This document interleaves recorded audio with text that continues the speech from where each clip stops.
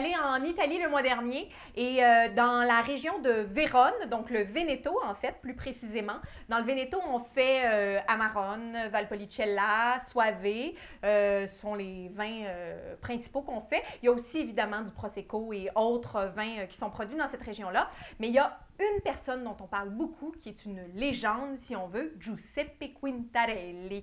Et cet homme est producteur d'Amarone en général, et c'est des Amarones mythiques, là, dont pas beaucoup de gens ont eu la chance de goûter, mais beaucoup de gens parlent. Donc des Amarones très riches, travaillées de façon assez traditionnelle, avec beaucoup de sucre résiduel, et qui se détaillent assez cher au Québec, donc genre 300 pièces.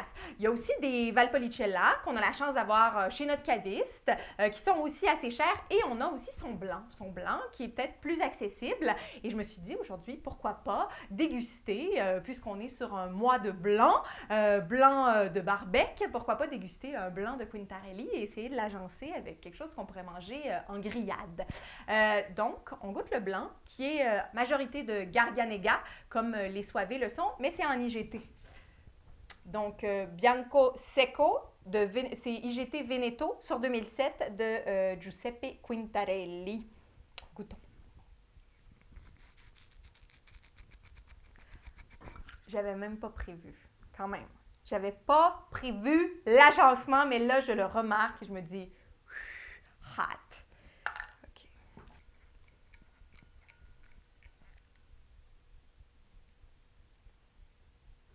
Il y a des cristaux de tartre. Est-ce que vous voulez les voir?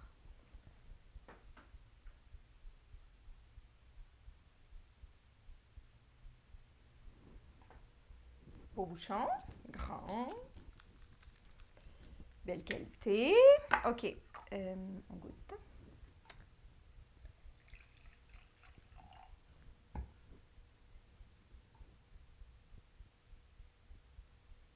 Et ce petit côté-là, là, un peu, je sais pas, vin blanc italien, je trouve ça drôle de dire ça, mais des fois, les vins blancs italiens un peu plus nordiques, là, Italie plus du nord, je trouve qu'il y a un côté un peu pétrolé. Pas tout le temps, c'est pas comme le Riesling, là, que c'est vraiment précis, mais peut-être que c'est...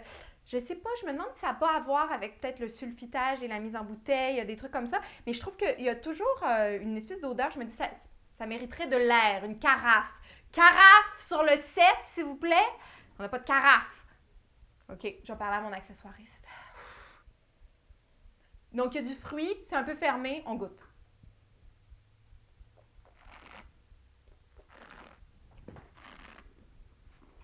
Mmh. Jolie bouche. Ça a une super belle texture, c'est un peu minéral, ça a une certaine richesse, bel équilibre. Je trouve ça le fun. Il faut savoir que Quintarelli, c'est quand même un homme qui travaille très, très traditionnellement. Donc, il y a des vignes qui sont assez vieilles. Il fait des élevages dans des grands foudres, des élevages longs. Et pour ses amarones, il va faire sécher le raisin très, très longtemps pour faire l'amarone. Donc, c'est quand même toute une méthode très traditionnelle qui a créé même une légende autour de cet homme et autour de ses vins.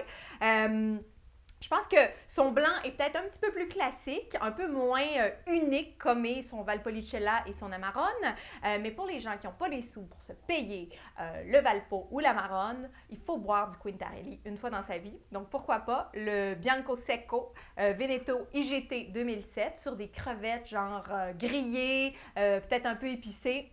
Ça pourrait être pas mal bon. Donc, Quintarelli, Giuseppe Quintarelli, son Bianco Secco Veneto IGT 2007, bu sur le web.